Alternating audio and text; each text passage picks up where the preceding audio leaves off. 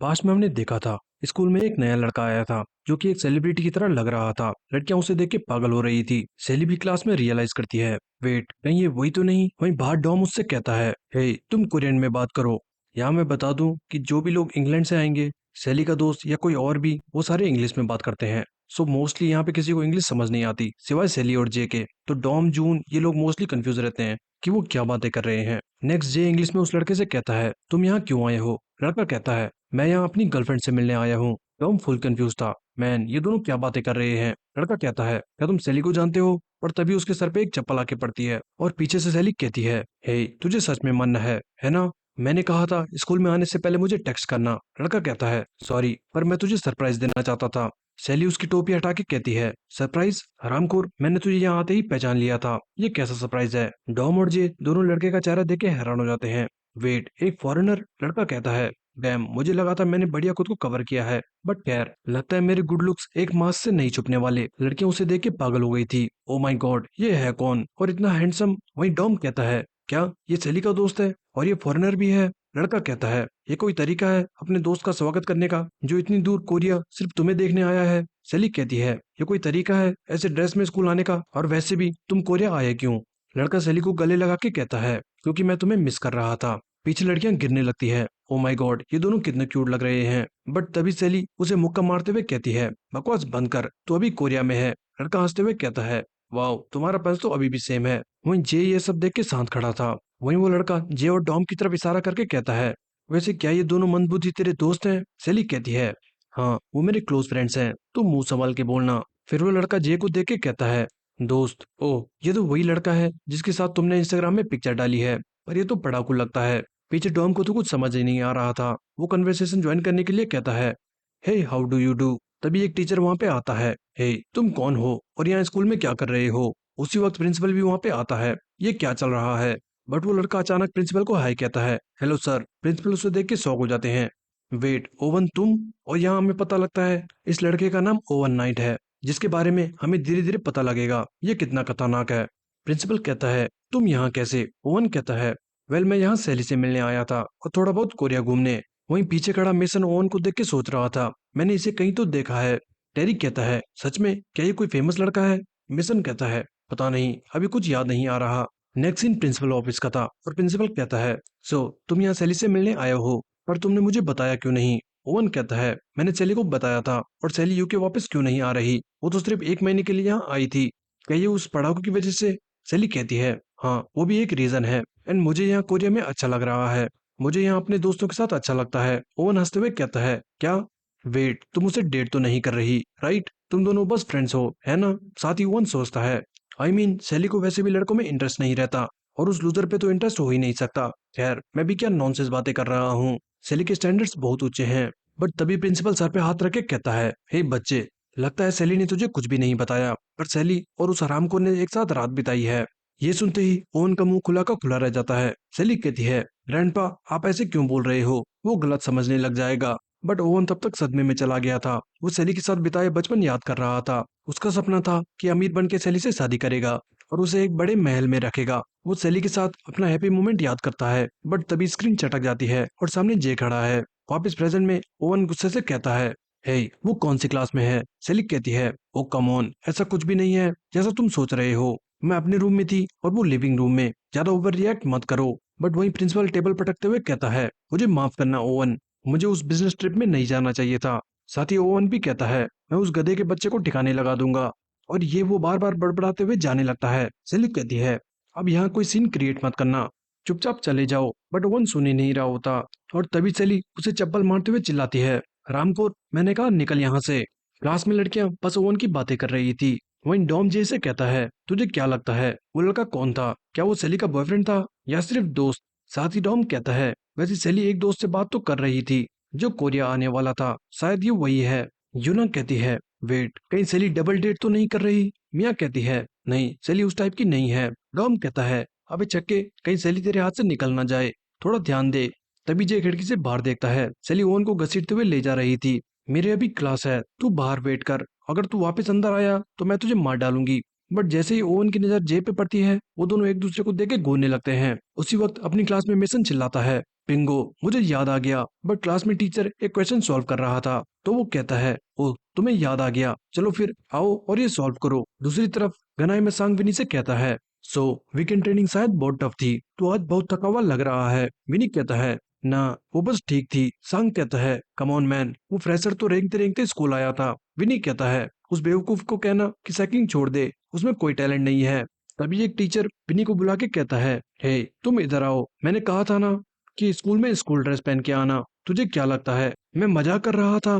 तो अभी तक बदला नहीं। तेरे जैसे लड़के बड़े होके भी कीड़ों की तरह रेंगते रहते हैं और वीडियो गेम्स खेलते रहते हैं। शायद तू भी उन्हीं में से है। बट विनी टीचर का हाथ झटक के चला जाता है। साथ ही विनी क्लास में जाता है और बैग उठा के जाने लगता है। संग कहता है, हे तू कहाँ जा रहा है? बट विनी के माइंड में वापस से वही मेमोरीज आने लगती है जहाँ उसको सब लो लाइफ निकम्मा कहते रहते हैं। विनी बहुत ज्यादा गुस्सा हो जाता है और अपना बैग खिड़की से बाहर फेंक देता है। दूसरी तरफ डॉम अपने न्यू शूज के साथ प्रैक्टिस के लिए बाहर आया है। बट पास से गुजर रहे दूसरे साइकिलिस्ट उसे देख के हंसते हुए कहते हैं, तूने देखा उसे? लॉल, मुझे तो हंसी आ रही है कि कोई बास्केटबॉल शूज में साइकिलिंग करने की कैसे सोच सकता है। साथ ही वो अपने बाइक्स और इक्विपमेंट्स की बातें करने लगते हैं। तभी डॉम उठ के कहता है, वेल लगता है अब ये लोग ही मुझे नए शूज टेस्ट करने में काम आएंगे। कुछ देर बाद डॉम रेडी होके कहता है, अगर माइकल जॉर्डन एयर वॉकर है तो मैं भी विंड ब्रेकर हूँ, और फुल स्पीड में निकल पड़ता है। हाईवे पे एक शख्स अपने स्कूटर पे जा रहा था और तभी डॉम उसे क्रॉस करता है। वो शख्स कहता है, डैम, इसने तो मुझे डरा ही दिया। क्या मैं स्लो चल रहा था? नहीं, 30 माइल्स पर आवर। डैम, नहीं ये तो उससे भी तेज है। आगे वो दो बाइकर्स जाते हुए बातें कर रहे थे। नाइस, मैं तो यही कह रहा था, ये न्यू व्हील्स काफी अच्छे हैं। मैं तो उस मंदबुद्धि के बारे में सोच रहा हूँ, वो बास्केटबॉल शूज पहन के क्या कर रहा होगा। लॉल, पता नहीं, आजकल के बच्चे एक दो लैप करके घर चले जाते हैं, बट असली राइडर्स को ऐसी रोड्स पर स्प्रिंट करना चाहिए। साथ ही वो कहते हैं, देखो आगे खाली रोड है, क्या कहते हो, क्यों ना हम स्प्रिंट करें? All right, let's go. वो फुल स्पीड से स्प्रिंट करते हैं, बट अचानक उनकी टॉप स्पीड पे डॉम उनके बीच में आता है और दोनों शॉक हो जाते हैं। क्या बास्केटबॉल शूज? साथ ही डॉम मारियो की बात याद कर रहा था। असली स्प्रिंटर धीरे धीरे स्पीड नहीं बढ़ाता, बल्कि फ्लैश की तरह अपने ओपोनेंट्स को पीछे छोड़ देता है। और वहीं रोड पे भी डॉम पलक झपकते ही उन्हें क्रॉस कर चुका था। वो दोनों पागल हो जाते हैं। क्या ये तो वही है, वो हमें ऐसे पीछे नहीं छोड़ सकता, पकड़ो इसे। बट तब तक डॉम बहुत दूर निकल चुका था। दूसरी तरफ ओवन और सैली कैफे में आए हैं। सैली कहती है, तुम कोरिया में क्या कर रहे हो? ओवन कहता है, कुछ नहीं, बस मैं इधर उधर रेस्टोरेंट में घूम रहा हूँ। बताया तो, मैं यहाँ तुमसे मिलने आया था। सैली कहती है, वाओ कितना फालतू टाइम है। ओवन कहता है, सच बताओ, क्या तुम सच में उसे लाइक करती हो? सैली कहती है, हाँ, मैंने तुम्हें कितनी बार बताया है। ओवन कहता है, बट मुझे समझ नहीं आ रहा तुम्हें वो पसंद क्यों है, उसमें ऐसी क्या बात है? सैली कहती है, अब ये मैं कैसे बताऊं, मतलब अनलाइक दूसरे लड़कों की तरह वो एक लड़की की तरह है, वो एक गे की तरह है। ओ नहीं नहीं, ये नहीं। ओवन कहता है, ये तू क्या बड़बड़ा रही है? सैली कहती है, एनीवे, पहली बार उसे देख के लगता है उसमें बहुत कमियां हैं, बट मैं बता रही हूँ, धीरे धीरे तुम समझ जाओगे वो कितना अच्छा है। वो रिलेशनशिप्स में ऑनेस्ट है, ऊपर से वो बहुत सेल्फिश लगता है, बट वो बहुत केयरिंग है। जब मैं उसे परेशान करती हूँ तो वो बहुत क्यूट लगता है। ओवन सैली को देख के कहता है, तुम जब मुझसे बात करती हो तो कभी स्माइल नहीं करती, बट जब तुम उसकी बात करती हो तो तुम हर टाइम स्माइल करती हो। साथ ही ओवन कहता है, खैर क्या वो भी तुम्हें लाइक करता है जितना तुम उसे लाइक करती हो? सैली कहती है, पता नहीं। ओवन पागल हो जाता है, क्या तुम्हें पता भी नहीं कि वो तुम्हें लाइक करता है या नहीं, और तुम उसके पीछे पागल हो? अब वो हरामखोर मुझे बहुत गुस्सा दिला रहा है। इसी बीच उस कैफे में पंक प्रिंस के मेंबर्स आते हैं और उनमें से एक चांद से कहता है, हे, आखिरकार वो मामला शांत हो गया। वो उस दिन के चांद गोडाई वाले किस्से की बात कर रहे थे। चांद कहता है, अगर वो हरामखोर मुझे दोबारा मिला तो मैं उसे मार डालूंगा। तभी चांद की नजर ओवन और सैली पे जाती है, जो पीछे लड़ रहे थे। सैली ओवन को सबसे मिलने को कह रही थी। वो लोग शायद दिखने में वैसे ना लगे, बट वो सारे बहुत अच्छे हैं, और क्योंकि तुम कोरिया में हो तो तुम्हें कोरियन फ्रेंड्स बनाने चाहिए। तभी चांद सैली से आके कहता है, हाय प्रिंसेस, हम दोबारा मिल गए, शायद ये डेस्टिनी है। ओवन कहता है, क्या ये भी तुम्हारा दोस्त है? सैली कहती है, नहीं। चांद कहता है, वेट, क्या ये तुम्हारा बॉयफ्रेंड है? सैली कहती है, नहीं, वो मेरा दोस्त है, और तुम लोग हमारी कन्वर्सेशन के बीच में आ रहे हो, सो प्लीज चले जाओ। चांद कहता है, कम ऑन, ऐसा दोबारा मिलना बहुत मुश्किल है, पिछली बार हमने नंबर्स भी शेयर नहीं करे थे। रुको, मैं तुम्हारे फोन में अपना नंबर डाल देता हूँ। तभी ओवन इंग्लिश में गाली देके उसे जाने को कहता है। चांद अपने दोस्त से कहता है, वेट, इसने अभी क्या कहा? शायद इसने अभी मुझे गाली दी। दोस्त कहता है, क्या तुझे इतना भी समझ नहीं आता? उसने तुझे अभी बाढ़ में जाने को कहा। ओवन कहता है, हमारी डेट डिस्टर्ब मत करो और निकलो यहाँ से, जब तक मैं प्यार से कह रहा हूँ। चांद दोस्त से कहता है, ओए बता इसने क्या कहा। दोस्त गलत ट्रांसलेट करके चान को बताता है। उसने कहा भाड़ में जाओ, इससे पहले कि मैं तुम्हारा सर फोड़ दूं और तुम्हारी बुद्धि ठिकाने लगा दूं। ये सुन के सारे लड़के बहुत ज्यादा गुस्सा हो जाते हैं। चान कहता है, हे तू इस लड़की के सामने हीरो बनने की कोशिश मत कर। और ऐसे क्या घूर रहा है, क्या तू लड़ना चाहता है। पर तभी एक के फोन में जोर जोर से रिंग बजने लगती है और सारे चौंक जाते हैं। ये क्या था, बट पीछे से वेटर चिल्लाती है, सर आपकी ड्रिंक्स रेडी है। तभी कैफे में सारी लड़कियां चांद को पहचान लेती है। हे ये तो पंक प्रिंस का चांद है। चांद भी सीसीटीवी देख के सोचता है, शिट अगर यहाँ मैंने पंगा करा तो मेरी इमेज और खराब हो जाएगी। गाइस चलो यहाँ से। और सारे मेंबर्स कैफे से चले जाते हैं। सेलिक कहती है, डैम मुझे लगा यहाँ लड़ाई होने वाली है। ओवन कहता है, ओ सो तुम्हें डर लग रहा था। मैं भी नर्वस था कहीं हम फाइट ना हो जाए, बट अच्छा हुआ वो लोग चले गए।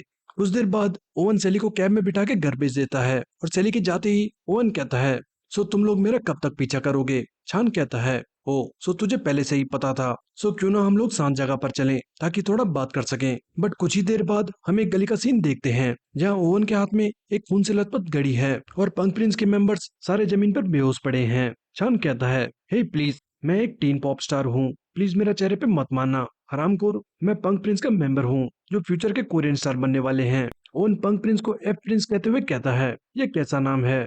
ओवन कहता है, सो अगर हम एक दूसरे को इंट्रोड्यूस ही कर रहे हैं तो मैं तुम्हें बता देता हूँ मैं कौन हूँ। मेरा नाम है ओवन नाइट, और अगर अगली बार सेली को परेशान किया तो मैं तेरा हाथ तोड़ दूंगा। बट चांद को कुछ समझ नहीं आता क्योंकि वो इंग्लिश में बोल रहा था। नेक्स्ट ओवन चांद के मुंह पे लात मार के चला जाता है। कुछ देर बाद चांद दोस्त से कहता है, मैन मैं उससे कह रहा था मेरे चेहरे पे मत मारना, बट वो फिर भी मारता गया। दोस्त कहता है, मुझे यकीन नहीं हो रहा हम चार उस अकेले से पिट गए। चांद कहता है, ब्रो मुझे लगा था तुझे बॉक्सिंग आती है, पर तू उसे एक बार भी कैसे नहीं मार पाया। दोस्त कहता है, इडियट क्या तूने देखा भी था जब मुझसे पंचेस मार रहा था। एक बॉक्सर के पंचेस ऑर्डिनरी इंसान से बहुत तेज होते हैं, इसलिए प्रो फाइटर्स शोल्डर मूवमेंट देख के पहले ही प्रेडिक्ट कर सकते हैं पंच कहाँ से आ रहा है। बट वो लड़का अलग ही था, वो मुझ पे देख ही नहीं रहा था। वो तो मेरे पंचेस सिर्फ इंस्टिंक्ट से डॉज कर रहा था जैसे कोई जानवर हो, और इसलिए मैं उसके मूव्स भी प्रिडिक्ट नहीं कर पाया। वो कोई एथलीट लग रहा था। वो था कौन। शान कहता है, अब बहाने मत बना, तो अपनी कमजोरी छुपाने के लिए कुछ भी मत बोल। दोस्त गुस्से से कहता है, हरामखोर तुझे ऐसा लगता है तो तू क्यों नहीं जाता उससे वन ऑन वन फाइट करने। दूसरी तरफ मंगा के रूप के मेंबर्स उस कोर्स में प्रैक्टिस कर करके पागल हो चुके थे। कैप्टन अमेरिका कहता है, हे डेक्स हम इन गलियों में पिछले एक हफ्ते से प्रैक्टिस कर रहे हैं, क्या ये ठीक रहेगा। डेक्स कहता है, गाइस मुझे तुम सबको एक बात बतानी है, सारे इकट्ठे हो जाओ। और डेक्स फिर सबको सारी बात बताता है।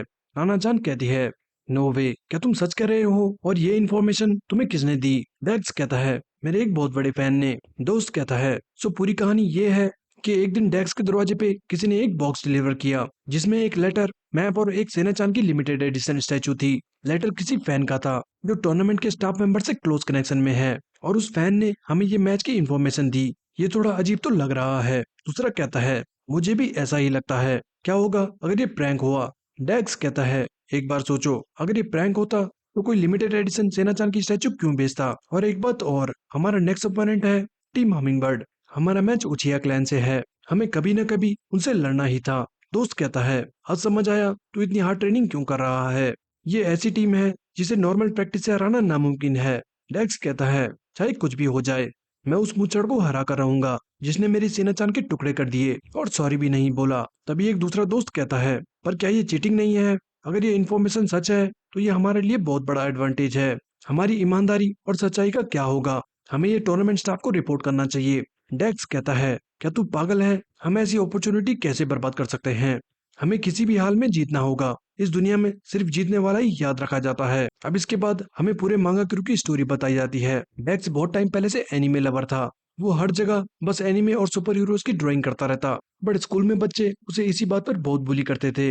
वो कभी उसकी ड्राइंग बिगाड़ देते, कभी उसको मारते। वो थोड़ा बहुत रेजिस्ट तो करता पर उसका कुछ फायदा ना होता। स्कूल में उसका एक दोस्त भी था, सेम उसी की तरह एनिमे लवर, छोलू किम। ये वही लड़का है जो अभी चीटिंग रिपोर्ट करने के बारे में कह रहा था। बट डेक्स अब बहुत परेशान हो गया था और इसलिए उसे स्कूल जाना भी अच्छा नहीं लगता था। बट घर पे मॉम भी उसे यही कहती, क्या ये कार्टून्स के पीछे पड़ा है, तू पढ़ाई क्यों नहीं करता, मैं तेरे ये सारे कॉमिक्स फाड़ दूंगी। डेक्स पागल हो जाता है कि कोई भी उसे सपोर्ट नहीं करता, और फिर वो घर बैठे बैठे बस एनिमे देखने लग गया, और इसी वजह से वो मोटा भी हो गया था। और वहीं उसे सेना चांद से भी प्यार हो गया। एक दिन छोलू किम उसे कॉमिक क्लब के बारे में बताता है जो कि एनिमे गीक्स के लिए बनाया गया था। सो वो दोनों क्लब ज्वाइन कर लेते हैं। इसी क्लब में उनकी मुलाकात बाकी के मेंबर से हुई थी। उसी दिन घर जाते हुए डेक्स और चोलू बाकी मेंबर्स की बाइक देखते हैं जो फुल एनिमेटेड थी। वो दोनों इतने इम्प्रेस थे कि खुद की भी सेम बाइक्स बनाने की सोचते हैं। और इसी के साथ शुरुआत होती है मांगा गुरु की। वो सारे फिर एक साथ राइड किया करते। कुछ टाइम बाद उन्हें लीग ऑफ स्ट्रीट के बारे में पता लगता है एंड वो लोग मांगा गुरु के नाम से उसमें पार्ट लेने की सोचते हैं। नेक्स्ट सीन हॉस्पिटल का था जहाँ हमिंगबर्ड सब मीनू से मिलने आए हैं। मीनू कहता है गाइस कल तुम सबका मैच है, सो कोशिश करना किसी को चोट ना आए। डॉम कहता है हमारी चिंता मत करो ब्रो, बस तुम अपना ख्याल रखो, हम इस बार दोबारा जीत जाएंगे। मीनू कहता है हाँ आजकल मैं सिर्फ तुम्हारा मैच देख पाता हूँ, सो प्लीज जीत के आना। साथ ही मीनू कहता है हे शेली, मैंने सुना है तुम्हारा कोई हैंडसम दोस्त आया है। शेली कहती है हाँ वो मेरा बचपन का दोस्त है, वो कुछ टाइम के लिए यहाँ आया है। डॉम कहता है ओ अच्छा, तुम लोग बस दोस्त तो नहीं लग रहे थे। शेली कहती है हे अब तू इसे गलत पोर्ट्रे मत कर। मीनू कहता है मैं भी उससे मिलना चाहूंगा। शेली कहती है वो सच में, मैं उसे इधर लाऊंगी। टॉम कहता है हे उसे यहाँ मत लाना, उसे तो कोरियन भी नहीं आती और इंग्लिश सुन के मेरा सर दर्द होता है। शेली कहती है तो बेवकूफ तू इंग्लिश क्यों नहीं पढ़ता। डॉम कहता है नहीं वो मेरे काम की चीज नहीं है। कुछ देर बाद डॉम और जून शेली और जे को बाइक लेके चले जाते हैं। रास्ते में डॉम कहता है हे मीनू काफी बेटर लग रहा था है ना। जून कहता है पता नहीं, मुझे तो वो वैसा ही लगा, शायद वो बस हंसने की एक्टिंग करता है ताकि हमें बुरा महसूस ना हो। दूसरी तरफ सेली जैसे कहती है वेल आज मुझे अच्छे से रेस्ट करना है एंड हाँ तुम भी आज पढ़ाई करने की मत सोचना, चुपचाप से सोने चले जाना ओके। बट जे उदास लग रहा था, वो अभी भी मीनू के एक्सीडेंट के दिन याद कर रहा था। तभी सेली जे का हाथ पकड़ के कहती है लेट्स विन टुमारो, हम मीनू को अपना बेस्ट करके दिखाएंगे ओके। वेट ये इतनी अच्छी स्मेल कहाँ से आ रही है, लगता है ये इस चिकन शॉप से आ रही है। और सेली जे को खींच के चिकन शॉप में ले जाती है बट अचानक जे हाथ छुड़ा के रुक जाता है। सेली कहती है हे क्या हुआ, क्या बात है। जे कहता है थैंक्स। सेली कहती है हाँ किस बात के लिए। बट जे बिना कुछ बताए आगे बढ़ जाता है और कहता है वैसे क्या इन पे वसाबी फ्लेवर भी होगा। नेक्स्ट सीन अगले दिन टूर्नामेंट का था और सारे क्रू इकट्ठा होने लगे थे बट मॉन्स्टर अलग ही अपना वर्कआउट कर रहा था। यूचान कहता है हे थोड़ा एनर्जी मैच के लिए भी बचा ले। मॉन्स्टर कहता है ये बस वार्म अप है। दूसरी तरफ लड़के वांगयोन से कह रहे थे ब्रो तू तो आजकल बहुत मस्कुलर हो चुका है। तभी वुइन भी आके कहता है वाह ब्रो क्या डोले हैं, क्या मैं टच करके देख सकता हूँ। वांगयोन कहता है एक्टिंग मत कर, हम दोस्त नहीं हैं। वुइन कहता है डैम ड्रग्स ने अच्छा काम करा है, तू बहुत जल्दी शेप में आ गया। वांगन गुस्सा हो जाता है। वुइन कहता है उप्स सॉरी, क्या ये सीक्रेट रखना था। इसी बीच वुइन मांगा क्रू को देख के स्माइल करता है। वहीं वेन्यू में मेसन टेरी और गिलबर्ट भी आए थे जो हमिंगबर्ड को ढूंढ रहे थे। वहीं डॉम विनी से कहता है हे आजकल तू ज्यादा नहीं दिखता, क्या बात है। विनी कुछ नहीं कहता, वो सारे ऐसे ही बातें कर रहे थे। तभी पीछे से ओवन आके कहता है हे गाइस मुझे तो लगा था ये लोकल टूर्नामेंट है बट यहाँ तो काफी भीड़ है। डॉम कहता है मैन ये यहाँ क्या कर रहा है। बट तभी अचानक सारे लोग ओवन को देख के बातें करने लगते हैं हे ये तो वही है क्या सच में। मॉन्स्टर भी ओवन को देख के उड़ जाता है। तभी मेसन चिल्लाता है it's oven, world class crew, light cavalry का मेंबर, द ओवन नाइट। सारे लोग ओवन की पिक्चर्स लेने लगते हैं। वाओ इट्स लाइट कैवलरी, क्या ये कोरिया घूमने आए हैं। मॉन्स्टर भी ओवन को पहचान लेता है। जॉन कहता है ये लाइट कैवलरी कौन है। हे जुआन क्या तू जानता है ये कौन है। जुआन कहता है ऑफ कोर्स मैं जानता हूँ, इसका क्रू वर्ल्ड फेमस है और ये उसका लीडर है ओवन नाइट। टेरी और गिलबर्ट कहते हैं हाँ इसमें कौन सी बड़ी बात है, क्या ये इतना फेमस है, मैंने तो इसके बारे में कभी नहीं सुना। मेसन कहता है बेवकूफों, इसका क्रू वर्ल्ड में वन ऑफ द बेस्ट है, तुम्हें पता ही होगा स्ट्रीट राइडिंग सबसे पहले न्यूयॉर्क में शुरू हुई थी राइट। और वो क्रूज जिन्होंने ये सबसे पहले स्प्रेड करा था वो थे Maka and Lama crew and MSH crew. और उन्हीं के बीच एक लड़का था जो उन्हें फॉलो किया करता, वो उनका दोस्त बना और उनके साथ राइड किया करता। एंड हाई स्कूल के फ्रेशमैन ईयर में वो लड़का वापस इंग्लैंड चला गया एंड वहाँ अपने एथलेटिक फ्रेंड्स के साथ उसने एक क्रू स्टार्ट करा जो वर्ल्ड फेमस हो गया। वो क्रू था द लाइट कैवलरी और ये वही टीम है जो ओवन ने स्टार्ट करी है। वहीं जून भी कहता है क्या ये सेली का दोस्त है। डॉन कहता है वेट तू भी इसे जानता है। जून कहता है ऑफ कोर्स ये एक साइकिलिंग मॉडल भी है और एक जीनियस राइडर। टॉम कहता है ये क्या मजाक है, ये तो बहुत फेमस है। वहीं सेली कहती है हे जल्दी निकल यहाँ से, तेरी वजह से यहाँ सीन क्रिएट हो गया है। ओवन कहता है ओ सॉरी ठीक है मैं बस दूर से देखूंगा। वहीं दूसरी तरफ सांगो चॉय भी ओवन को टीवी पर देख के सोचता है वेट ये यहाँ पर क्या कर रहा है। सारे ओवन को देख के हक्के बक्के हो चुके थे। तभी एमसी अनाउंस करता है hello ladies and gentleman, league of street का 9th राउंड अब शुरू होने जा रहा है और ये राउंड होगा एक team relay attack. Riders team में ब्रेक किए जाएंगे और एक रिले रेस में कम्पीट करेंगे। कोर्स 4.5 माइल्स लंबा होगा और हर एक टीम दो पार्ट्स में डिवाइड होंगी, team A and team B versus दूसरी टीम के team A and team B. जब रेस स्टार्ट होगी तब हर टीम का पार्ट ए पार्ट बी के स्टार्टिंग पॉइंट तक रेस करेगी एंड पार्ट बी बाकी की रेस खत्म करेगी। जो टीम पहले ये रेस फिनिश करती है वो जीत जाएगी। मांगा क्रू ये देख के कहता है, सो वो सब सच था, ये वही कोर्स है जो उस मैप में था। तभी एमसी कहता है, और अब मैं सबको मैच लिस्ट दिखाने वाला हूँ। रेस बस 10 मिनट में शुरू होगी। सब लोग मैच लिस्ट देखने लगते हैं और मांगा क्रू कहता है, एज एक्सपेक्टेड मांगा crew versus hummingbird crew. Oven hummingbird से कहता है, मैं पीछे से देखता रहूंगा, गुड लक गाइस। साथ ही वो सेली के सर पे हाथ रख के कहता है, बाद में मिलता हूँ, चोट मत खाना। जे उसे देख के जेलस फील कर रहा था। डॉम कहता है, हे सेली, क्या तुझे वो सब पहले से ही पता था? सेली कहती है, हाँ वो मेरा दोस्त है तो पता ही होगा, बट मुझे ये नहीं पता था वो कोरिया में भी इतना फेमस होगा। विनी कहता है, गाइस हमें उससे ज्यादा अपनी रेस पर फोकस करना होगा एंड आज जो हमारा ओपोनेंट है हमने उसे पहले फेस किया है और ये वो लोग हैं जो अनप्रिडिक्टेबल हैं, ये आसान नहीं होने वाला। डॉम कहता है, वेल कल के दुश्मन आज के दोस्त। जून कहता है, बेवकूफ तू उल्टा बोल रहा है। एंड हे, ये क्या, तेरे क्लीट्स किधर हैं? तूने ये बास्केटबॉल शूज क्यों पहने हैं? डॉम कहता है, ये मेरे क्लीट्स हैं, मैंने ये एक्सपर्ट से कस्टमाइज कराए हैं, है ना ऑसम? जून कहता है, एनीवे आज हम रेस में पूरी जान लगा देंगे।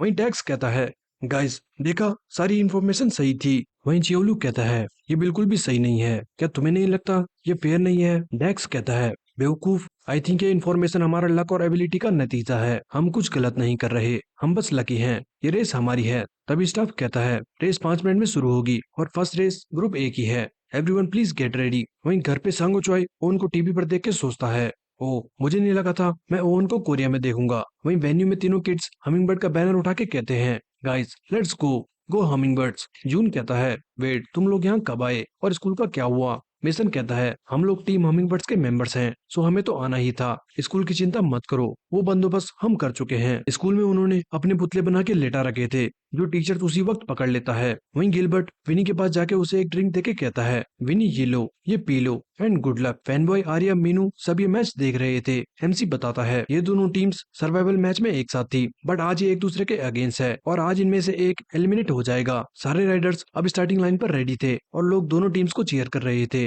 वहीं हम रेस से पहले का सीन देखते हैं। स्टाफ कहता है, गाइस सबको पता है कि रूल्स क्या है राइट? दोनों टीम्स हाफ में स्प्लिट होंगी बट क्योंकि मांगा क्रू और हमिंगबर्ड क्रू में सिर्फ 5 मेंबर्स हैं तो दोनों टीम्स 2 और 3 मेंबर्स में डिवाइडेड रहेंगी। 2 राइडर्स कोर्स ए में राइड करेंगे जो कि ट्रैक के मिड पॉइंट तक है and 3 riders course B ride करेंगे जो कि मिड पॉइंट से फिनिश लाइन तक है। जल्दी से सब अपनी टीम मेंबर्स को असाइन कर लो, कौन कहाँ पर राइड करेगा। नेक्स्ट जून कहता है, सो लेट्स डिसाइड। डॉम कहता है, मैं फंस जाऊंगा, मैं जल्द से जल्द मिड पॉइंट तक पहुंचने की कोशिश करूंगा ताकि पार्ट बी आसान हो। विनी कहता है, मैं पार्ट बी में रेस करूंगा। जून कहता है, तो ऐसा करते हैं, J and Vinnie race finish करेंगे और मैं तुम्हें सपोर्ट करूंगा। सेली डॉम के लिए रास्ता बनाएगी ताकि वो पार्ट ए स्प्रिंट कर सके। हम वापस प्रेजेंट में आते हैं और रेफरी कहता है, on your mark set go and race start हो जाती है। बैटिंग प्लेस पर भी सबने मोस्टली हमिंगबर्ड पर पैसे लगाए थे। बाहर जोकर वुइन से कहता है, तुझे क्या लगता है क्या वो जीत पाएंगे? वुइन कहता है, हमने उनके लिए सब सेट करके दिया है, ये गधे होंगे अगर ये अब भी नहीं जीत पाए। रेस में हमिंगबर्ड लीड पर थी बट बाहर सब डॉम के शूज के बारे में बातें कर रहे थे। हे, क्या वो बास्केटबॉल शूज में रेस कर रहा है? लॉल। बट जॉन अपने जूते देख के चिल्लाने लगता है, ओ माय बेबीज, मैं इस हरामखोर को मार डालूंगा। वही रेस में सेली डॉम से कहती है, हे अपनी एनर्जी सेव करो, मैं तुम्हारे लिए विंड ब्लॉक करती हूँ, तुम पीछे रहना। टॉम कहता है, ओके, बट साथ ही वो लेफ्ट राइट देख के सोचता है, वेट ये लोग किधर हैं? एंड तभी वो रियलाइज करता है, वेट व्हाट द हेल, ये लोग हमारे पीछे स्लिप स्ट्रीम यूज कर रहे हैं, ये बच्चे ये स्टार्टिंग से ही हमारा यूज करना चाहते हैं। डॉम गुस्सा हो चुका था और सैली को ओवरटेक करके स्प्रिंट करने लगता है। सैली कहती है, ओए बेवकूफ, ये तू क्या कर रहा है? टॉम कहता है, सॉरी बट मैं खुद से ही स्प्रिंट करूंगा। वहीं दूसरी तरफ पार्ट बी पर बाकी राइडर्स भी रेडी थे। डैक्स कहता है, शिट, मुझे उस मुच्छर से कम्पीट करना था। पास में ही जून विनी और जे से कहता है, हे आज उन दोनों का इंपॉर्टेंट रोल है, सो पिछली बार की तरह एक दूसरे से कम्पीट मत करने लग जाना। वहीं डैक्स उन्हें देख के कहता है, अगर हम उचिया क्लैन और सुपर रूकी पर नजर रखें तो हम रेस जीत सकते हैं। तभी विनी उनकी तरफ देखता है और मांगा क्रू सबके सब आंख छुपा के चिल्लाते हैं, हे जल्दी अपनी आंख छुपाओ, वो अपनी मांगा क्रू सारंगान यूज कर रहा है। दूसरी तरफ रेस में डॉम बाकी ग्रुप से आगे स्प्रिंट कर चुका था और बाहर लोग बातें कर रहे थे, व्हाट द हेल, ये वापस से स्प्रिंट कर रहा है बट ये इतनी जल्दी क्यों? ओवन भी ये रेस गौर से देख रहा था। वहीं जुआन कहता है मांगा क्रू उनके ठीक पीछे चल रहा था। सो लगता है वो इस रेस को स्टार्टिंग से ही एक फिजिकल कॉन्टेस्ट बनाना चाहता है। रेस में सेली अभी भी डॉम को धीरे चलने को कह रही थी, बट डॉम नहीं सुनता। साथ ही सेली पीछे मांगा क्रू को देख के सोचती है, मैन ये लोग मेरे पीछे क्यों पड़े हैं। मांगा क्रू सेली से बिल्कुल चिपक के चल रहा था और आगे डॉम सोचता है, हाँ ये लोग मेरा पीछा क्यों नहीं कर रहे। लगता है मैं बहुत तेज स्प्रिंट कर गया और उन्होंने गिव अप कर दिया। डैम, मैं तो साइकिलिंग वर्ल्ड का माइकल जॉर्डन हूँ। बट इसी बीच सामने मोड़ आ जाता है और डॉम को स्पीड स्लो करनी पड़ती है। साथ ही वो कहता है, ओके यहाँ से आगे कोर्स में बहुत मोड़ हैं। वहीं पीछे कैप्टन अमेरिका प्रैक्टिस का सीन याद कर रहा था। ड्रैक्स कहता है यहाँ कोर्स में बहुत सारे मोड़ हैं, सो हमें इनकी जितनी हो सके उतनी आदत डालनी होगी, क्योंकि जो यहाँ से आगे निकल गया वो रेस जीत जाएगा। तुम दोनों कोर्स ए करना। वापस रेस में डॉम को मोड़ों पर हमेशा की तरह परेशानी हो रही थी। बाहर ग्यूचान कहता है वो फास्ट है बट उसकी कॉर्नरिंग अभी भी इम्प्रूव नहीं हुई। उसी वक्त मांगा क्रू भी सेली को ओवरटेक करके स्प्रिंट करने लगते हैं और एमसी बताता है मांगा क्रू फाइनली अपना अटैक लॉन्च कर चुका है और वो बड़ी आसानी से ट्रैक पर मूव कर रहे हैं। सेली भी उन्हें पकड़ने की कोशिश करती है, बट वो बहुत तेजी से मोड़ों पर निकलते जा रहे थे। सुलिम कहता है वाओ वो लोग डॉम से कैचअप करने वाले हैं। रेस में डॉम बिना फिक्र के चल रहा था, तभी अचानक वो देखता है मांगा क्रू बहुत स्पीड से उसे ओवरटेक करते हैं। बैटिंग प्लेस पर लोग नर्वस हो चुके थे और हमिंगबर्ड पर चिल्लाने लगते हैं। वहीं विन कहता है नाइस, लगता है ये लोग होमवर्क करके आए हैं। रेस में मांगा क्रू का राइडर धानुष की तरह चुटकी बजा के कहता है हमारा आधा काम पूरा हो चुका है। पीछे डॉम पूरा ट्रिगर हो चुका था। वो पागलों की तरह पेडल मारते हुए कहता है शेट हम लोग हार रहे हैं और मैं इस कोर्स में स्पीड अप नहीं कर पा रहा। डॉम स्पीड बढ़ा रहा था, बट जैसे ही मोड़ आता उसे स्पीड स्लो करनी पड़ती। जुआन कहता है डैम, जितने मोड़ आते हैं इसकी स्पीड उतनी स्लो होती जाती है। एमसी बताता है टीम मांगा अब बड़ी लीड ले चुकी है और बहुत शॉर्ट रूट से आगे निकल रहे हैं। नानाचान कहती है हे जल्दी से और स्पीड बढ़ाते हैं, बट तभी वो हैरान हो जाती है क्योंकि अचानक सैली उनसे कैचअप कर चुकी थी। नानाचान चिल्लाती है हे योंगचोल गो फास्ट। बाहर लोग हैरान थे, डैम सैली अचानक कहां से आ गई। बट तभी नानाचान सैली को टक्कर मार के गिराने की कोशिश करती है और कहती है बहुत हुआ, तुम यहाँ से आगे नहीं बढ़ पाओगी। सैली हैरान होकर कहती है हे ये तुम क्या कर रही हो। नानाचान सैली को नहीं गिरा पाती, हालांकि वो सैली को रोकने में सफल हो गई थी। सैली जैसे तैसे अपना बैलेंस बनाती है। वहीं डॉम सैली को पास कर जाता है। आगे योंगचोल पागलों की तरह पैडल मारते हुए सोच रहा था हमें ये रेस जीतनी ही होगी, हमने बहुत मेहनत करी है। जब हम पहली बार जीते थे तब मैंने रियलाइज करा था कि हम जैसे आम इंसान भी जीत सकते हैं। मुझे विश्वास है मेरे टीम मेंबर्स भी सेम फील कर रहे होंगे कि आज हमें किसी भी हाल में जीतना है, ताकि हम हाई स्कूल में जितनी ज्यादा हो सके उतनी ज्यादा मेमोरीज बनाएं। हीरोज जब साथ में रहते हैं तब ज्यादा स्ट्रांग होते हैं। सो लेट्स विन दिस, क्योंकि मैं हूँ ह्योंगचोल को। और ये कह के वो अपनी स्पीड और ज्यादा बढ़ा लेता है और डॉम से बहुत दूर चला जाता है। तभी एमसी बताता है इसी के साथ मांगा क्रू पार्ट बी पर पहले पहुंचता है और साथ ही मांगा क्रू के बाकी राइडर्स फुल स्पीड से जाते हुए बड़ी लीड ले चुके हैं। बाहर लोग शौक थे, वाओ ये तो हमने एक्सपेक्ट ही नहीं करा था। वहीं जून कहता है आखिर इन्हें इतनी देर क्यों लग रही है। साथ ही विनी सोच रहा था आखिर डॉम इन बच्चों से स्लो कैसे हो सकता है। तभी सामने से डॉम चिल्लाता हुआ आता है सॉरी गाइस माफ करना। बाहर जुआन कहता है अगर उन्होंने पार्ट बी में कैचअप नहीं करा तो हमिंगबर्ड हारने वाली है। मारियो भी रेस देखते हुए चिल्लाता है हे बॉय तू कर क्या रहा है, ऐसे स्टार्टिंग से ही अकेले कौन स्प्रिंट करता है, क्या तू इतना बेवकूफ है। वहीं टीवी पर एमसी बताता है टीम मांगा पार्ट भी पहले स्टार्ट कर चुकी है और ये टीम हमिंगबर्ड से लगभग 165 यार्ड आगे हैं। अगर टीम हमिंगबर्ड जल्दी कैचअप नहीं करती तो ये उनके लिए बहुत टफ होने वाला है। ये सब सुन के जे की मॉम घर पे मुस्कुराने लगती है। पार्ट भी पहुंच के डॉम खुद से बहुत फ्रस्ट्रेटेड था और दूसरी तरफ मांगा क्रू को लीड में देख के बैटिंग प्लेस पे सब चिल्लाने लगते हैं ये क्या बकवास है, आखिर वो लोग इतनी बेकार टीम से कैसे हार रहे हैं, कहीं ये मैच फिक्स तो नहीं। साथ ही मैच देख रहा ओवन भी कहता है मुझे समझ नहीं आ रहा आखिर सैली ने इतनी बेकार टीम क्यों चुनी है। अब मुझे समझ आ चुका है कोरियन टीम्स कितनी बेकार हैं। और ये कह के चला जाता है। तभी एमसी बताता है let's go. Team hummingbird chase शुरू कर चुकी है एंड वो फुल स्पीड से मांगा क्रू के पीछे लगी है। रेस में जून कहता है तुम दोनों मेरे पीछे चलो एंड अपनी एनर्जी सेव करो, हमें ये रेस किसी भी हाल में जीतनी है। वो तीनों बड़ी खतरनाक स्पीड से मांगा क्रू का पीछा कर रहे थे। जून कहता है ये गैप तो मैंने जितना सोचा था उससे भी कई ज्यादा है, हमें ये कॉर्नर्स पर कवर करना होगा। आगे डेक्स सोच रहा था हमने इस ट्रैक पर कई बार प्रैक्टिस करी है, वो हमें कभी नहीं हरा पाएंगे। साथ ही पावर रेंजर आगे मोड़ देके कहता है गाइस पॉइंट बी A1 आ रहा है और वो तीनों एक साथ लीन होके परफेक्ट मोड़ काटते हैं। एमसी कहता है वाओ टीम मांगा बड़ी स्मूथली कोर्स को पार कर रही है।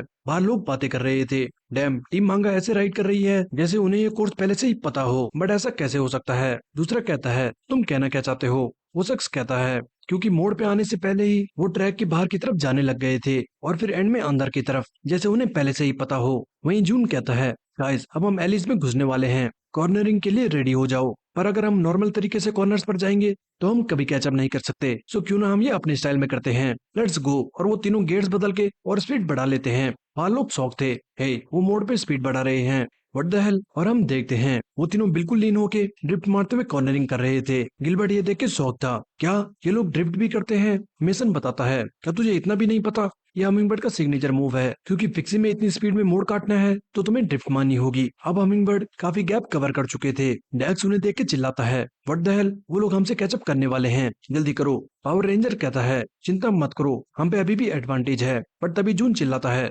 Now go guys. और जे एंड विनी जून को ओवरटेक करके निकल पड़ते हैं। युवान कहता है, फाइनली दोनों शिकारी कुत्ते छूट चुके हैं। मांगा क्रू भी उन्हें आता देख घबरा जाता है। पावर रेंजर कहता है, गाइस पॉइंट बी 2A, हम लीड में हैं, बस अपनी पोजीशन मेंटेन रखो। जब तक हम लाइन ऑफ पॉइंट्स पर रहते हैं हम लीड में रहेंगे, ये रेस हमारी है। और तीनों एक साथ वापस से परफेक्ट मोड़ काटते हैं। बट तभी विनी दीवार पे चलता हुआ और जे उनके बीच से होता हुआ मांगाक्रू को ओवरटेक कर देता है। मांगाक्रू को बिल्कुल विश्वास ही नहीं हो रहा होता।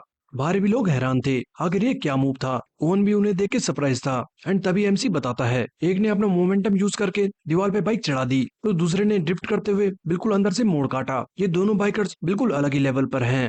गिलबर्ट कहता है, होली शिट, मैंने कभी नहीं सोचा था बाइक रेसिंग ऐसी होती है।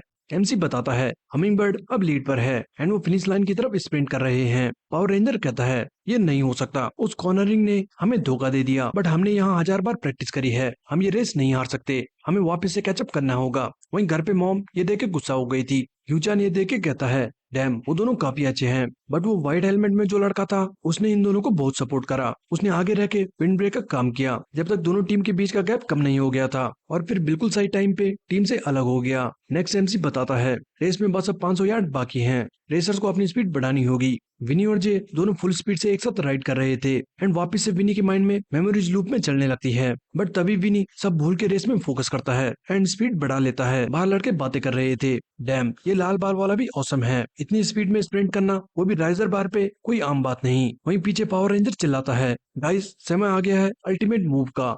और तभी दो राइडर्स डैक्स को धक्का देते हुए चिल्लाते हैं, डेडली मांगा पिस्टल गो। और खतरनाक पुश के साथ डैक्स बड़ी स्पीड से जे और विनी की तरफ बढ़ता है। एमसी कहता है, टीम मांगा ने अभी तक अपना सीक्रेट अटैक छुपा कर रखा था, पर अब डैक्स खतरनाक बूस्ट के साथ कैचअप कर रहा है। और देखते ही देखते डैक्स जे और विनी से आगे निकल जाता है। बैटिंग प्लेस पर लोग पागल हो चुके थे, क्योंकि टीम मांगा फाइनल मोमेंट्स में लीड ले चुकी थी। रेस में अब सिर्फ 300 यार्ड बाकी थे। डैक्स अपने पुराने दिन याद कर रहा था, कैसे सब उसे बुली करते। एंड तभी वो चिल्लाता है, मुझे भी अपनी खुद की पहचान बनानी है, और पेडल छोड़ के सुपरमैन पोज में लेट जाता है। आखिरी डाउनहिल कोर्स पे डैक्स बड़ी तेजी से जा रहा था और लोग शॉक थे।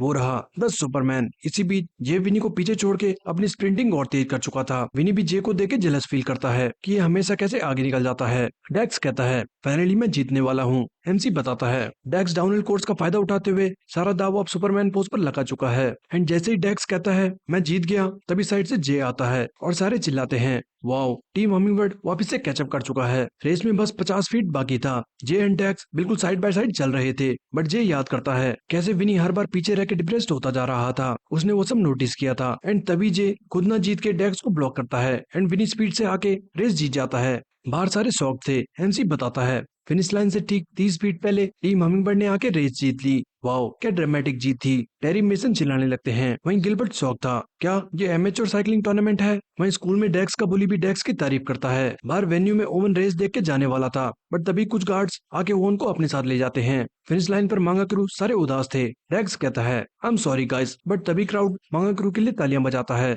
वहीं विनी जे से कहता है, ये तूने क्यों किया? तो वो रेस आसानी से जीत सकता था, बट तूने उसे ब्लॉक करके मुझे क्यों जीतने दिया? जे कहता है, मैं बस अपनी टीम के लिए बेस्ट चांसेस देख रहा था और कुछ नहीं। विनी कहता है, तुझे लगता है मैं बेवकूफ हूँ? बट तभी पीछे से बाकी सारे आके कहते हैं, गुड जॉब गाइस, मुझे पता था तुम लोग जीत जाओगे। वहीं दूसरी तरफ ओवन को सांगो चॉय ने बुलाया था। वेन्यू में रिपोर्टर्स जे का इंटरव्यू लेते हैं। वहीं विनी जाते हुए कहता है, गाइस मैं थक चुका हूँ, मैं घर जा रहा हूँ। बट अचानक सामने पूरा मांगा क्रू खड़ा था। डेक्स कहता है, क्या हम तुम सबसे 1 मिनट बात कर सकते हैं? एंड कुछ देर बाद डॉम उनसे कहता है, नाइस रेस गाइस, हम बड़ी बारीक मार्जिन से जीते। पार्ट ए तो तुमने फाड़ के रख दिया था, शायद तुम लोगों ने बहुत प्रैक्टिस करी थी। डेक्स कहता है, वो इसलिए क्योंकि हम पे एडवांटेज था। पूरा हमिंगबर्ड कंफ्यूज हो जाता है, एडवांटेज? कैसा एडवांटेज? और फिर डेक्स उन्हें सारी बात बताता है। जून कहता है, तो मतलब रेस के रूल्स लीक हो चुके थे।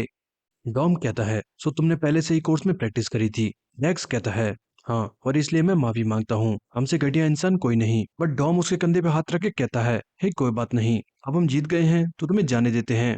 अगर हमें ये हारने के बाद पता लगता तो मैं तुम्हें मार डालता। वही विनी कहता है, मुझे तुम पे घिन आ रही है। तुम अब सॉरी बोल रहे हो? रेस में चीटिंग करने के बाद सॉरी बोल के क्या फायदा? अगर जिंदा रहना है तो मेरे सामने मत आना। और ये कह के विनी चला जाता है। दूर से देख रहा विन कहता है, इन हरामखोरों ने उन्हें बता दिया। अगर हार ही गए थे तो इन्हें अपना मुंह बंद रखना चाहिए था। मुंह खोलने की क्या जरूरत थी? घर जाते हुए डैक्स इस बारे में सोच के रिग्रेट कर रहा था। मैं बहुत बुरा इंसान हूँ। मैंने बदला लेने के लिए चीटिंग करने का सोचा। मुझसे बुरा कोई नहीं, मुझे मर जाना चाहिए। तभी विन आके कहता है, ये विश तुम्हारी मैं पूरी करता हूँ, जरा हमारे साथ आओ। विन ने सेनाचान का मास्क पहना था और डैक्स सेनाचान को देख के कंफ्यूज हो जाता है। कुछ देर बाद हम देखते हैं विन और जोकर डैक्स और उसके दोस्त को बहुत बुरा पीट चुके थे। डैक्स कहता है, तुम हो कौन? विन कहता है, मैं तुम्हारा सबसे बड़ा फैन बेवकूफ। डैक्स कहता है, वेट, सो वो पैकेज तुमने भेजा था? विन डैक्स की मुक्के और लाते बजाते हुए कहता है, रामखोरो, इतनी मदद करने के बाद तुम्हें जीतना चाहिए था। अब जाके मर जाओ। डाई, डाई, तुम जैसा कचरा यहाँ होना डिजर्व ही नहीं करता। वहीं घर पे गार्ड डॉम से कहता है, हे डॉम, क्या तुम सो रहे हो?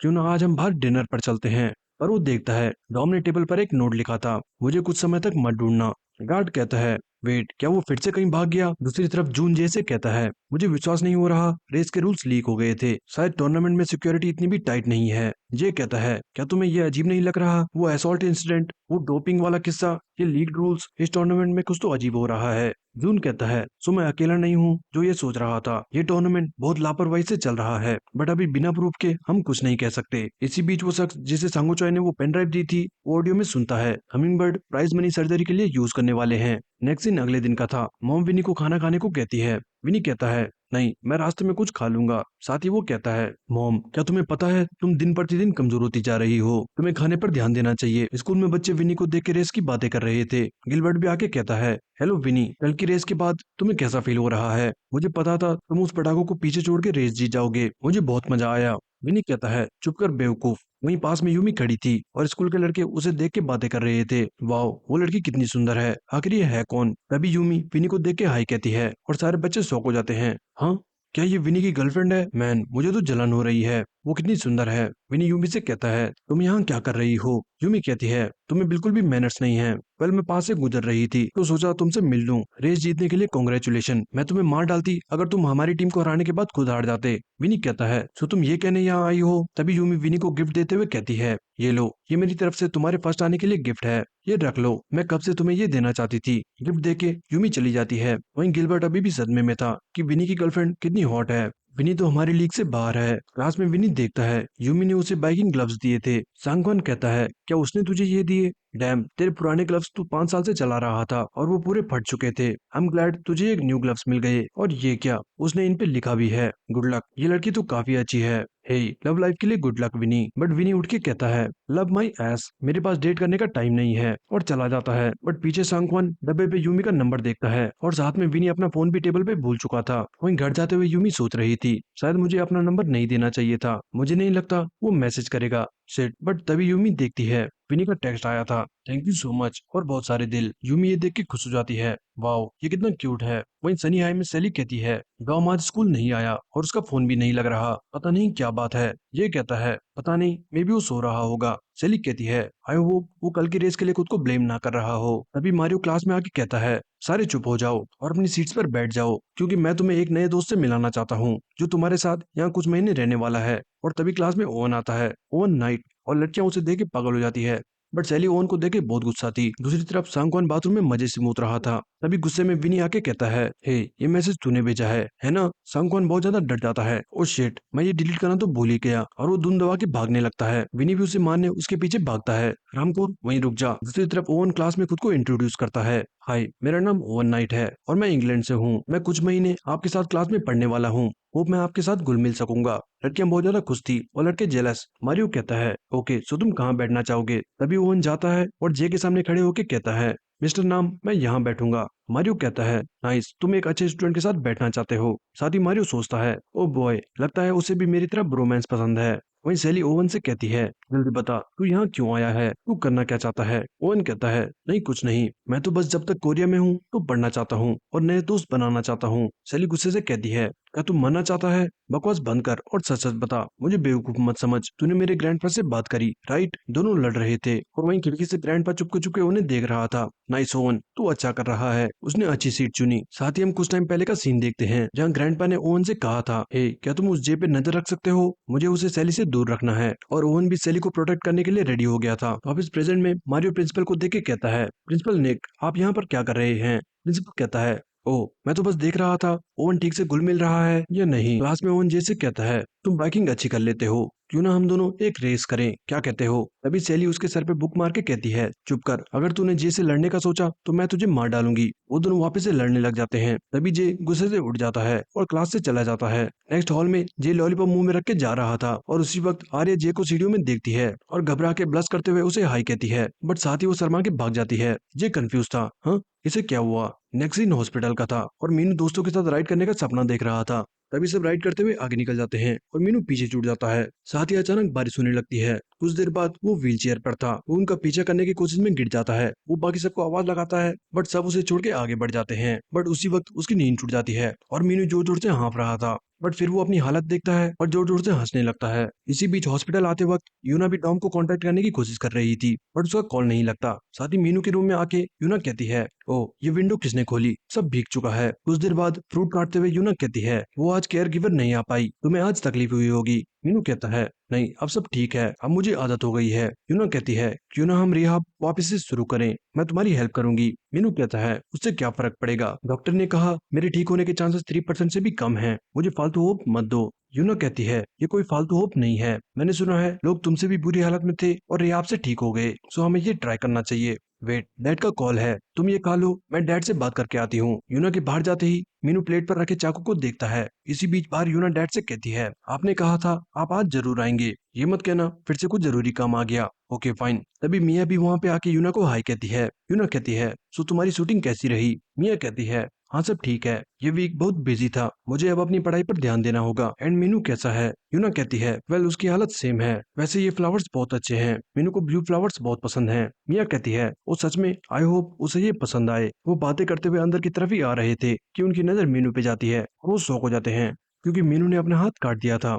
दूसरी तरफ छुट्टी के वक्त सारी लड़कियां ओवन को घेर के खड़ी थी बट उसकी नजर तो सामने जा रहे जे और सैली पर थी। सैली जे से कहती है, हे कहीं तुम्हें ओवन के साथ बैठने में तकलीफ तो नहीं हो रही? तुम्हें सीट चेंज तो नहीं करनी? जे कहता है, नहीं मैं ठीक हूँ। सैली कहती है, रियली? पर आज पूरा दिन तुम्हारा मूड खराब था। जे कहता है, नहीं मैं ठीक था। बट तभी उसे मिया का कॉल आता है और वो उसी वक्त हॉस्पिटल की तरफ भाग जाता है। सैली कंफ्यूज थी, अचानक ये क्या हुआ? वहीं जे भागता हुआ हॉस्पिटल पहुंचता है और फिर मिया और यूना उसे सारी बात बताते हैं। कुछ देर बाद मिया कहती है, क्या मीनू ठीक होगा? जे कहता है, हाँ उसे उसी वक्त ट्रीट कर दिया गया था तो उसे ठीक होना चाहिए। साथ ही मिया जे को बताती है, क्या तुम्हें पता है परसों मीनू ने कहा कि उसे मुझसे ब्रेकअप करना है। मुझसे मीनू को प्रतिदिन एजी होते हुए नहीं देखा जा रहा बट फिर भी मुझे उसका ध्यान रखना चाहिए था, सब मेरी गलती है। जे कहता है, नहीं ये मेरी गलती है। तभी दोनों अंदर यूना की आवाज सुनते हैं जो मीनू को डांट रही थी। यूना रोते हुए कह रही थी, आखिर तुम ये क्यों कर रहे हो? पहले यूनमी, फिर मॉम एंड अब तुम, आखिर ये सब तुम मेरे साथ क्यों कर रहे हो? मुझसे ये सब नहीं देखा जा रहा, मैं अपने स्कूल पर फोकस करना चाहती हूँ।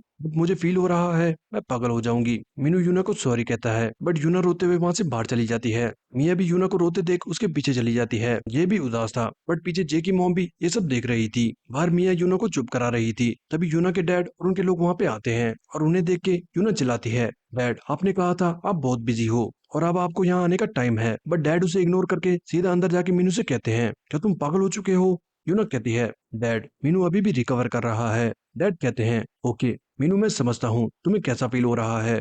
मीनू कहता है, तुम समझते हो मैं कैसा फील कर रहा हूँ? तुम्हें मेरे बारे में पता क्या है? तुम्हें बस अपनी उस कंपनी की पड़ी है। क्या आपने एक बार भी फैमिली के बारे में सोचा है? इस तरह से रहने से अच्छा तो मैं मरना पसंद करूंगा, काश मैं मर चुका होता। ये सुन के डैड उसे चांटा मार देते हैं और गुस्से से कहते हैं, क्या तू मरना पसंद करेगा? ये तो अपने बाप से कैसे कह सकता है? डैड के आदमी उन्हें पकड़ के बाहर ले जाते हैं, सर शांत हो जाइए। बट डैड बाहर जाते ही गिर जाते हैं। जे भी बहुत गुस्सा था और वो सीधे मॉम के ऑफिस में जाके मॉम से कहता है, क्या कोई रास्ता है जिससे आप मीनू को चलने में मदद कर सको? मॉम कहती है, ये तुम क्या बात कर रहे हो? वो मेरा फील्ड नहीं है, उसे न्यूरो सर्जन से बात करनी चाहिए। अब दूसरों की प्रॉब्लम्स में अपना टाइम वेस्ट करना बंद करो और अपने पे ध्यान दो। तुम सीनियर हो, चुनो तुम जाके अपने बारे में सोचो। ये गुस्से से चिल्लाता है, मॉम उसकी जगह पर मुझे होना चाहिए था, वो मेरी जगह पर वहाँ लेटा है। मॉम कहती है, क्या ये तुम किसी और से जाके मत कहना, वो तुम्हारी गलती नहीं है, वो उसकी चॉइस थी। ये कहता है, मॉम ये आप कैसे कह सकती हैं? मीनू का कार एक्सीडेंट मेरी वजह से हुआ था। मॉम कहती है, तो मैंने तुम्हें पहले ही कहा था, अगर तुम उन बच्चों के साथ उस फालतू टूर्नामेंट के लिए नहीं घूमते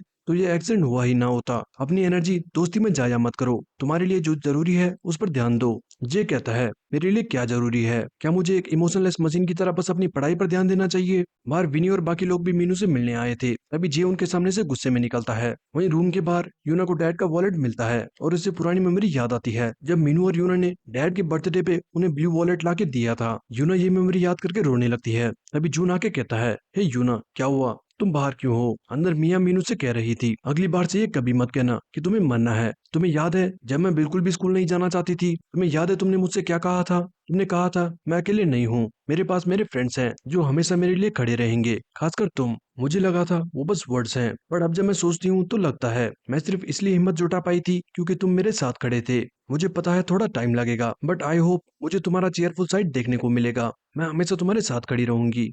तभी छोटी बच्ची भी मीनू का हाथ पकड़ के कहती है, मिस्टर मैं भी तुम्हारे साथ खड़ी रहूंगी। मीनू और मिया दोनों घबरा जाते हैं। उसी वक्त यूना और बाकी लोग भी रूम में आते हैं और यूना छोटी बच्ची को देख के कहती है, हाँ यूनमी। दूसरी तरफ वापस जाते हुए डैड कार में ड्राइवर से कहते हैं, क्या तुमने कोई अब्रॉड में रिहैबिलिटेशन सेंटर देखा? ड्राइवर कहता है, हाँ बट क्या मीनू जाएगा? डैड कहते हैं, मैं किसी भी तरह उसे मना लूंगा। साथ ही डैड रियलाइज करते हैं, वेट मेरा वॉलेट हॉस्पिटल में छूट गया, गाड़ी वापस मुड़ाओ। वहीं हॉस्पिटल के बाहर जे बेंच पर उदास बैठा था। सेली आके जे को शांत करती है, बट पास से गुजर रहा ओवन जो सेली को बार बार कॉल कर रहा था वो उन्हें साथ में देख लेता है। वहीं हॉस्पिटल रूम में छोटी बच्ची बाकी सबको देख के कहती है, वाह मिस्टर आपके तो बहुत सारे फ्रेंड्स हैं, मेरा तो कोई भी फ्रेंड्स मुझे देखने नहीं आता। वहीं विनी यूना से कहता है, ये यूनमी कौन है? यूना कहती है, नहीं कुछ नहीं, छोड़ो, मुझे लगा वो कोई और है। उसी वक्त बच्चे की मॉम चिल्लाते हुए आती है, हांसोल तुम यहाँ पर क्या कर रही हो? हांसोल कहती है, मॉम मुझे नहीं जाना, क्या मैं कुछ देर यहीं रुक सकती हूँ? मॉम कहती है, नहीं मैंने कहा ना तुम इधर उधर मत घुमा करो। साथ ही मॉम सबसे कहती है, मुझे माफ करना अगर हांसोल ने आपको परेशान किया हो। उसके जाने के बाद यूना कहती है, वो बच्ची यूनिमी की तरह दिखती है,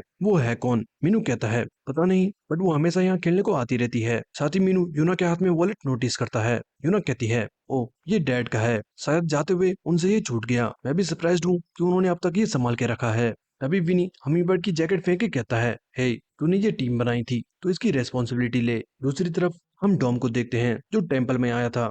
डॉम एक सोर पे बैठ के अपने फोन में नेटवर्क चेक कर रहा था। साथ ही हम डॉम के फर्स्ट डे का सीन देखते हैं। मॉन्ग कहता है, वाओ पहले वो पढ़ाकू लड़का और अब तुम। टॉम कहता है, मैंने ऑलमोस्ट रेस हरवा दी थी, शायद मैं कभी भी जे की बराबरी नहीं कर पाऊंगा। मॉन्ग कहता है, ओ सो तुम उसको एनवी करते हो? डॉम कहता है, हाँ थोड़ा बहुत, बट मैं जेलस होता हूँ कि वो इतना एथलेटिक कैसे है, वो स्कूल में भी अच्छा करता है। हाँ उसके गे होने पे मैं जेलस नहीं हूँ। मॉन्ग कहता है, ओके सो तुम यहाँ फ्रस्ट्रेट होके आए हो, ठीक है मैं तुम्हें एक मिशन देता हूँ। नेक्स्ट मॉन्ग डॉम को जंगल में ले जाके बताता है, ये देखो ये पत्थरों का टीला जे ने खड़ा किया है, और अगर तुम्हें जे को हराना है तो तुम जे से बड़ा टीला खड़ा करके दिखाओ। डॉम कहता है, हे मॉन्क ये क्या है? मैं जे को साइकिलिंग में हराना चाहता हूँ, इसमें नहीं। मॉन्क कहता है, रामकोर। मॉन्क को उल्टा जवाब देता है एंड तभी वो डॉम को पीट के कहते हैं, अगर तू जे को इसमें नहीं हरा सकता तो किसी में नहीं हरा सकता, घर चले जाना अगर तुम ये नहीं कर पाए तो। ऑफिस प्रेजेंट में डॉम पागल हो चुका था क्योंकि वो जे के टावर के आसपास भी नहीं पहुंच पा रहा था। वो जितनी बार कोशिश करता उतनी बार पत्थर गिर के बिखर जाते। अब डॉम बिल्कुल फ्रस्ट्रेट हो चुका था।